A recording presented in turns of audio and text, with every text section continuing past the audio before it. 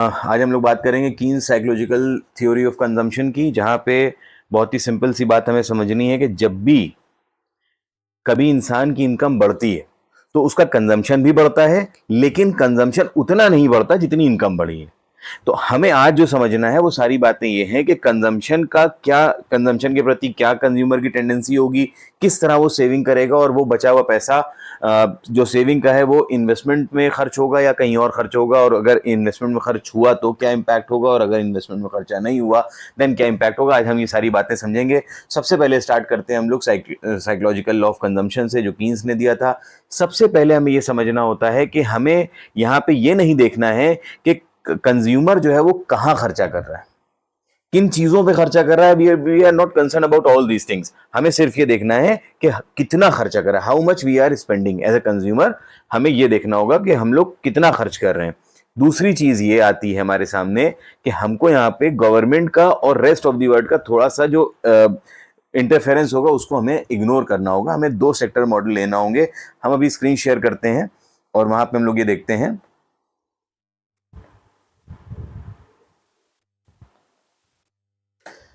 देखिए, अब हमारे सामने आप लोगों को पता है इकोनॉमी के अंदर चार सेक्टर होते हैं इकोनॉमी में। कंजम्पशन जो कि हाउस होल्ड करता है, इन्वेस्टमेंट जो कि फर्म्स करते हैं, गवर्नमेंट एक्सपेंडिचर जो कि गवर्नमेंट का पार्ट होता है, और रेस्ट ऑफ द वर्ल्ड का जो इम्पैक्ट होता है दैट इज नेट एक्सपोर्ट्स। तो हम लोग यहाँ पे जो एग्रीगेट एक्सपेंडिचर लेंगे, स्क्रीन पे देखते हैं हम लोग। We will take aggregate expenditure as consumption and investment alone. We will not take government expenditure and we will not take into consideration the net exports. तो अब हम लोग यहाँ पे कंजम्पशन और सेविंग फंक्शन की बात करते हैं, जिसके अंदर कंजम्पशन जो कि हमने यहाँ पे देखिए डिफाइन किया हुआ है, consumption is a function of Y means income. Consumption किसका फंक्शन है? इनकम का।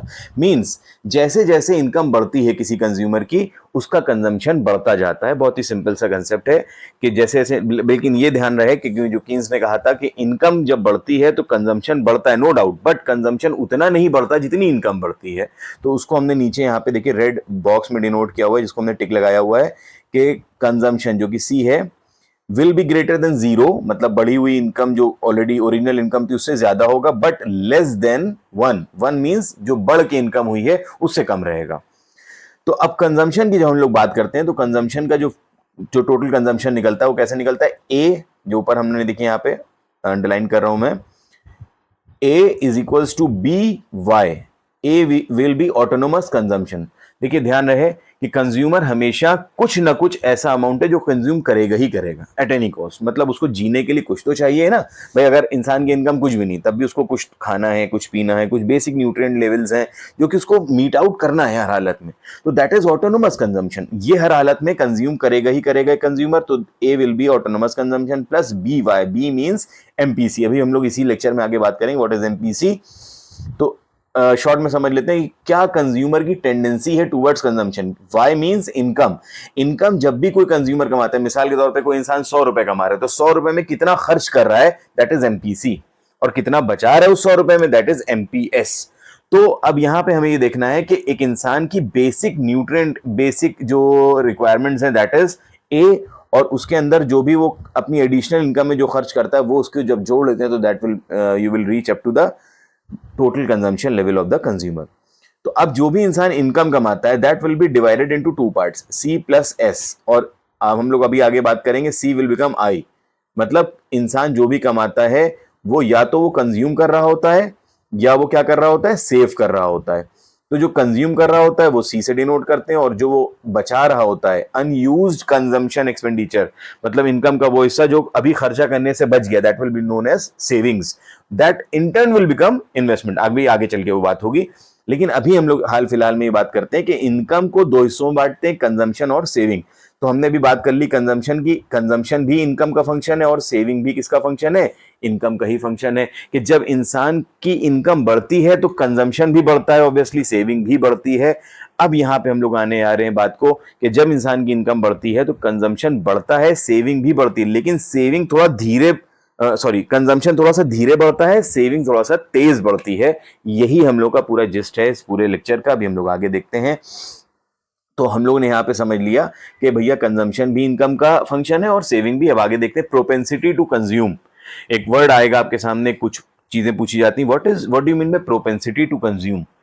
बेसिकली प्रोपेंसिटी टू कंज्यूम का मतलब होता है टेंडेंसी टूवर्ड्स कंजम्पशन। अगर हम बात करें propensity to save, so what is the tendency of the consumer to save the amount. जो भी इंसान कमाता है ना, वो या तो बचा रहा है या वो खर्च कर रहा है। तो कितना वो इंक्लिनेशन है खर्चे की तरफ और कितना इंक्लिनेशन है बचत की तरफ, ये बात हम लोग डिसाइड करते हैं कहाँ पे? प्रोपेंसिटी में। एक बहुत छोटा सा एग्जांपल ले लें हम लोग। जब हम लोग अपने आम समाज में देखते हैं तो कुछ लोग ऐसे होते हैं जो बहुत खर्चा करते हैं, मतलब जितना भी पैसा आया वो सब खर्चा कर दिया, यहाँ खा रहे हैं, वहां खा रहे हैं, यहाँ घूम रहे हैं, वहां घूम रहे हैं, दो चार कपड़े और खरीद लिए, दो चार जूते हैं घर में और जूते खरीद लिए।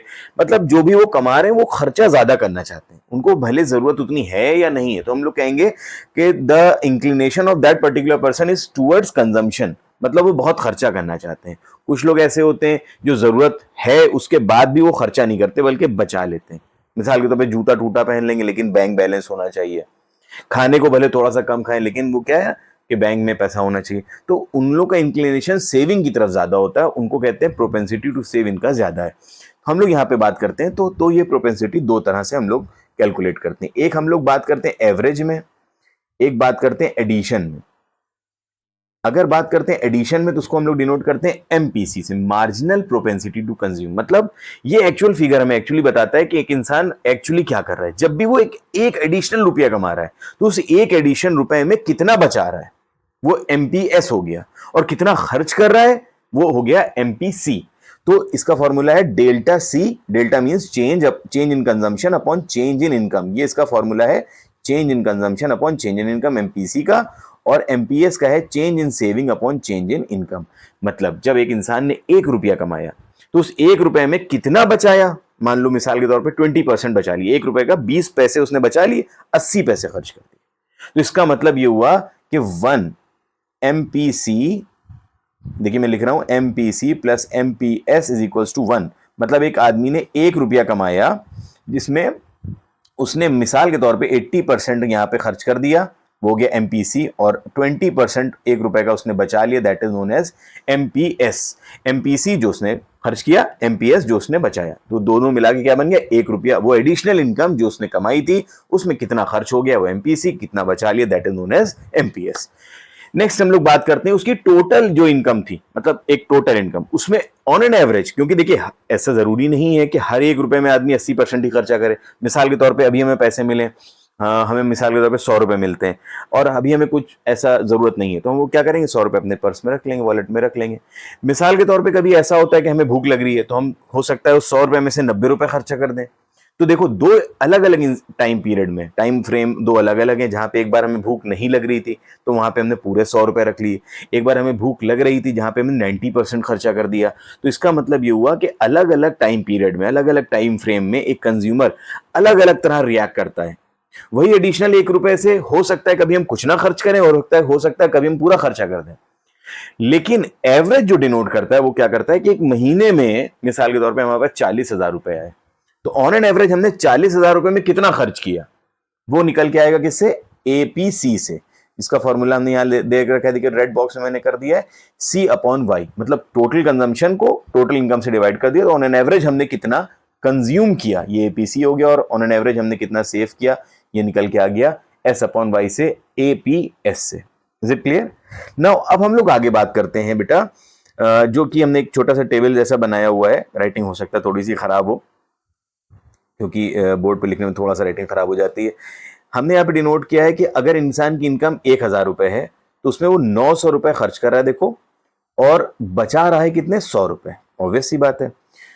फिर अगर इंसान की इनकम बढ़ती है और 1100 रुपए हो जाती है, 1100, तो उसमें वो 980 अब खर्च कर रहा है। देखिए अब आप देखिए, गौर कीजिए कि इंसान की इनकम जो थी वो जब बढ़ी 100 रुपए से तो उसका कंजम्पशन भी बढ़ा। कंजम्पशन कितना हो गया? 980 हो गया। मतलब 80 रुपीज का इंक्रीमेंट हुआ, लेकिन ये 80 100 से कम है। जो नीचे भी मैंने आप लोगों को रूल बताया था कि इंसान की जब इनकम बढ़ेगी, जो नीचे देखिए रूल दे रखा है कि कंजम्पशन पहले वाली इनकम से ज्यादा होगा, लेकिन 900 से ज्यादा 1000 है ना, और बढ़ी हुई इनकम से कम होगा। तो ये देखिए 980 हो गया इंसान का कंजम्पशन। अब उस 1100 रुपए में 980 जब कंज्यूम कर रहा है तो सेव कितना कर रहा है? 120 रुपीज सेव कर रहा है। तो अब हम लोग बात करें अगर एमपीसी की, इसका एडिशनल टेंडेंसी क्या है कंजम्पशन की, तो देखो यहाँ पे कितने रुपए का इंक्रीमेंट हुआ है इनकम में? 100 रुपए का इंक्रीमेंट हुआ है। और कंजम्पशन में कितने रुपए का इंक्रीमेंट हुआ? 80। तो 80 अपॉन 100 दैट विल बी 0.8 का इसका एमपीसी होगा। मतलब he is 80% incline towards consumption, मतलब जो भी वो एडिशनल कमाएगा उसका 80% कंज्यूम कर देगा, खर्च कर देगा। Similarly 20 upon 100 will be MPS, मतलब वो अगर 80% खर्च कर रहा है तो 20% क्या कर रहा है? बचा रहा है। इसी तरह से अगर हम बात करते हैं एपीसी की, तो एपीसी क्या है? उसका जो एक्चुअल कंजम्पशन है पहली बार में वो कितना है? 900, और उसका जो इनकम है दैट इज 1000, तो 900 upon 1000 you will get 0.9। Similarly 980 upon 1100, उसका जो सेकेंड एपीसी आएगा that will B 0.89। Same way में अगर हम एपीएस की बात करें तो सेविंग हमारा है कितना? 100, इनकम है हमारा 1000, तो 100 upon 1000 that will B 0.1। Similarly, the saving again is 120 and the income is 1100, तो 120 divided by 1100 is 0.109, so that will be termed as APS। ये सारी बेसिक बातें हमारे सामने निकल के आ गई। नेक्स्ट हम लोग आगे बात करेंगे साइकोलॉजिकल लॉ के कंजम्पशन के बारे में। हम लोग बात कर चुके हैं। अब इसमें एडिशनल हमने आपसे बात ये की थी कि साइकोलॉजिकल लॉ ऑफ कंजम्पशन में, जैसे कि कीन्स ने बात की, जेम कीन्स ने, कि जिस टाइम भी आपकी इनकम बढ़ेगी तो कंजम्पशन आपका बढ़ेगा, बट थोड़ा सा बढ़ी हुई इनकम से कम ही रहेगा। तो जो डिफरेंस आएगा between the two that will be invested. ये हम अज्यूम कर रहे हैं कि इन्वेस्ट कर दिया जाएगा किसी और जगह पे। अभी हम लोग आगे बात करेंगे इन्वेस्टमेंट के बारे में। इसको कैपिटल फॉर्मेशन का पूरा प्रोसेस होता है, एक अलग वीडियो में हम लोग बात कर सकते हैं इसके बारे में। कि मिसाल के तौर पे हमने जो यहाँ पे एग्जांपल लिया है कि जैसे अगर कंज्यूमर की इनकम है 520 करोड़, मतलब एक इकोनॉमी में जो इनकम है दैट इज 525 करोड़ और कंजम्पशन हो रहा है 520 करोड़ का, that means there is a gap of 5 crore. तो ये 5 करोड़ का जो गैप आ रहा है, जो लोग सेविंग कर रहे हैं, ये सेविंग जब बैंक में जाएगी, बैंक इसको फर्दर बिजनेसमैन को, बिजनेस फर्म्स को, कॉर्पोरेशंस को लोन एज ए लोन देगा, और ये लोग इसको इन्वेस्ट करेंगे इनटू फर्दर बिजनेस एक्टिविटीज। तो जब ये इन्वेस्टमेंट क्रिएट होगा तो that will lead to more employment, इससे एम्प्लॉयमेंट जनरेट होगा। और वो एक नया प्रोसेस, एक नई वीडियो है इसके बारे में बनाई जा सकती है, इन्वेस्टमेंट मल्टीप्लायर की हमारे चैनल पे दे भी रखी है। इन्वेस्टमेंट मल्टीप्लायर का प्रोसेस सामने आएगा और देश में इकोनॉमी क्या होगी? बूस्ट होना शुरू हो जाएगी। यहां तक हम लोगों ने सिंपल बात कर ली। Next we are moving towards a graphical representation of the law, जिसको हम लोगों ने 2 पैनल्स में डिफाइन किया हुआ है। इसको हम लोग को बहुत ध्यान से समझना होगा। पहला जो ऊपर आपके सामने पैनल दे रखा है, इसको हम लोग नाम दे देते हैं पैनल 1, और नीचे है हमारा पैनल 2। इसको लिखना सबसे ज्यादा इंपॉर्टेंट है, तो आप लोग ध्यान से समझेंगे इसको लिखना किस तरीके से है अपने एग्जाम में। सबसे पहले हम लोग पैनल 1 को डिफाइन कर रहे हैं। पैनल 1 में हम क्या देखते हैं? Y axis we are showing the consumptions, ये वाई एक्सेस है, इसमें हम लोग कंजम्पशन शो कर रहे हैं। X axis shows the income levels. Similarly on the panel 2 also, on Y axis we are showing the savings, on an X axis we are showing the income. Next आगे हम लोग देखेंगे panel 1 में। मैंने शुरू में ही बताया था कि कंजम्पशन जो होता है ना, वो किस चीज से डिफाइन होता है? कंजम्पशन हमारा डिफाइन होता है आपका, इसको मैं लिख देता हूं फिर से यहां पे, total consumption is equals to A plus B Y, और you can say C Y भी हो सकता है, बी वाई भी, जहां पे सी या बी जो भी हो वो क्या होता है? एमपीसी, और ए जो होता है आपका क्या होता है? ऑटोनोमस कंजम्पशन, जो हर हालत में आपको खर्च करना ही करना है कंज्यूमर को, ताकि अपनी जिंदगी को वो आराम से बिता सके। तो यहाँ पे जो हमारा जो 45 डिग्री की लाइन आप देख रहे हैं, ये हमारी इनकम लाइन डिनोट करी जाती है। और ये जो पॉइंट ए है, ये O A, this is the autonomous consumption, this is autonomous consumption. मतलब इतना खर्चा कंज्यूमर को करना ही करना at any cost. And for that अगर हम लोग इसी पैनल में नीचे देखें, ये जो हमें खर्चा करना ही करना है that is known as dissaving. क्या है ये? Dissaving. मतलब कि अगर कंज्यूमर को इतना अमाउंट खर्चा करना ही करना है तो वो पैसा कहां से लाएगा? देखिए, अगर हम सच्चे रास्ते की बात करें तो क्या करेगा वो? या तो किसी से उधार लेगा या अपने पुराने जमा किए हुए पैसों को निकाल लेगा। This process is known as dissaving. और ये प्रोसेस अगर लॉन्ग टर्म में प्रिवेल कर जाता है किसी इकोनॉमी के अंदर, तो वो प्रॉब्लम की जड़ होती है, क्योंकि that will lead to many other crimes, है ना। मैं ज्यादा इसके बारे में डीप में नहीं जाऊंगा, बस इसको हम लोग यहां तक समझते हैं कि अगर ऑटोनोमस कंजम्पशन का लेवल रीच, मतलब कवर नहीं होता हमारी इनकम से जल्दी इकोनॉमी के अंदर, तो भी बहुत ज्यादा प्रॉब्लम्स अराइज होने लगती हैं। तो ये जो ऑटोनोमस कंजम्पशन का पॉइंट है, ये हमारा इनकम से कहां पे बराबर हो रहा है? पॉइंट ई पे, जहां पे हमारा इनकम और कंजम्पशन देखिए दोनों बराबर हो गए।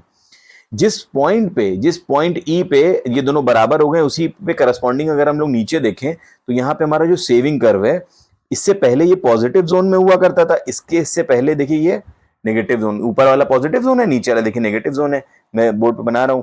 तो जिस टाइम पे डिस सेविंग हुआ करती थी पॉइंट ई से पहले, और you can say before the O Y level of income, तो इससे पहले देखिए डिस सेविंग है, मतलब ये कहां है, नेगेटिव जोन में है। ये डिनोट क्या कर रहा है, या तो अपने पुराने बचाए पैसे आप निकाल रहे हैं या किसी से उधार ले रहे हैं। पॉइंट वाई पे जहां पे ओ वाई है, यहां पे क्या है, जीरो हो गया, मतलब ना ही डिस सेविंग हो रही ना ही सेविंग, क्योंकि इनकम और कंजम्पशन दोनों बराबर हो गए ऊपर पैनल 1 में। फिर पैनल 1 में इसके आगे ओ वाई के बियॉन्ड अगर आप देखिए, इसको ऐसे लिखना है, beyond point O Y if you see the income is greater than the consumption levels, that means this area will be the area of savings। ये मैंने ग्रीन कलर से लिखा हुआ भी सेविंग होना शुरू हो जाएगी। So then in panel 2 we are seeing that saving curve will become positive और will come in the positive zone, ऊपर की तरफ आना शुरू हो जाएगा। अब अगर आप स्लोप के बारे में बात करें तो कंजम्पशन का जो स्लोप है वो देखिए थोड़ा सा फ्लैटर वे में है, और सेविंग का जो कर्व है वो थोड़ा सा स्टीप है, मतलब उसमें ढलान ज्यादा है, तेज है उसकी जो स्लोप है। ये क्या शो कर रहा है कि जब देखिए इंसान की इनकम बढ़ रही है लगातार, तो इसका कंजम्पशन भी बढ़ रहा है और सेविंग भी बढ़ रही है, लेकिन कंजम्पशन की जो स्पीड है बढ़ने की वो थोड़ी सी धीरी है, सेविंग की स्पीड थोड़ी सी तेज है। और यही पूरा लॉ है कीन्स का कंजम्पशन और सेविंग फंक्शन को लेके। इसके अलावा इसके अंदर बहुत सारे न्यूमेरिकल्स भी आपके सामने आ सकते हैं, वो हम लोग किसी और वीडियो में बात कर लेंगे। उम्मीद यहां तक हम ये करेंगे कि यहां तक आपको ये बातें समझ में आ गई होंगी। अगर कोई दिक्कत आती है so feel free to contact me, आप बिल्कुल कोई भी तरह से मैसेज करके, कमेंट करके हमसे आप सवाल पूछ सकते हैं। We are ready to help you. Thank you for watching.